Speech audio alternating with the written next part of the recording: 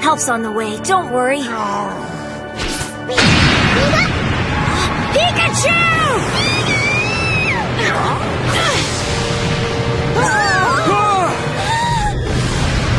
Oh, by the way, this little clip right here was better than the entire series of Black and White, and I'm being serious. Pikachu!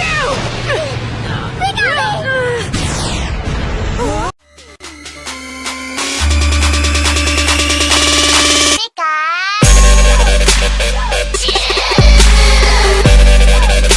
What's up everybody, welcome back to Double T Gaming, and today I just want to talk about how Pokemon XY and XYZ is the best Pokemon series by far. Okay, before you click off this video after what I just said, let's ignore the fact that Ash lost the Kalos League for a sec. As hard as that may be. But if you don't want to ignore it, think about this. If you read all the reviews and reactions from episode 38 where Ash had lost, you'll see a number of comments start with things like, Pokemon XY made me like the show again because of how good it was. Stop right there. Pokemon XY made me like the show again. So you agree with me that's an amazing series? Cool? Okay, cool. But even with the result of the Kalos League, you all still have to admit, XY and XYZ are pretty daggum good. And I just want to give a couple reasons why that is. First, let's talk about the characters. Each character in the series basically has their own story to them, whether it be Clement being an ex-gym leader, like a gym leader on vacation or something, or Bonnie making friends with freaking Zygarde. Then we have Ash, who for the first time in almost 20 years actually looks like he aged a little bit, and maybe it's just my opinion, he looks a lot smarter too and more strategic than in the past. But then we have Serena. Serena is probably the most developed character in the history of the show outside of Ash. We have an amazing background story, meeting Ash as a little kid in Pallet Town. We know her mom is an ex-Rhyhorn racer. We saw her develop from being a girl who had no idea what she wanted to do, but knew she didn't want to follow in her mom's footsteps as a racer, and slowly become the second best performer in the entire freaking Kalos region. Oh, and then there's a whole Amore shipping thing, which adds an entire new element to the show and actually gives the fans some hope for an emotional end to the series, just based on how Serena interacts with Ash and how she is obviously crushing on Ash. And don't get me wrong, Ash has shown some hints too that he likes Serena, but that Amore shipping thing is like a whole other can of worms that I don't want to get that much into, but I support it 100%. Next we could talk about the story. Granted, in the beginning it was just sort of the cut and dry, get the gym badge, go to the next city type of thing, but when we were firmly introduced to Mega Evolution and we followed the whole Mega Lucario arc, that's when the series really took off in my opinion. When Mega Lucario was losing control and started beating on Pikachu, it was legit scary how it was animated, and I freaking loved it. We had several different little story arcs in the show, like the Mega Lucario arc, the Summer Camp, which led to a couple of good Amore shipping moments, and the whole Ninja arc of the show when Frogadier evolved into Greninja and we were first introduced to Ash Greninja form, but I'll get into that in a second. The previous series didn't have much of these. Granted, the Groudon, Kyogre, and Hoenn was pretty good, but some of these little single episodes also had major stories to them as well. There was an episode where a little Pokemon was looking for the grandma that took care of him, and the grandma had actually died, so they visit the cemetery and everything, and it was just so sad, and I loved it. And also there has been many Ash and Pikachu emotional episodes like everyone loves. I'm talking about episodes like Pikachu's Goodbye in Kanto, and the one where he actually gets amnesia in Hoenn, and then battles the Raichu and Sinnoh, but I think these little single episode storylines really make up for that. And with the new Team Flare arc coming up, Zygarde attacking the city, a potential Zygarde versus Zygarde battle, and a prediction nearly 40 episodes ago by Olympia coming true, the series really doesn't seem to be slowing down after running over that speed bump of last week. I don't really want to talk about Ash's rivals in this series. I'm not saying they're not good, because I think each one has their own unique connection to Ash, which is really fun to see develop over time. I just don't want to get into Elan and then get into,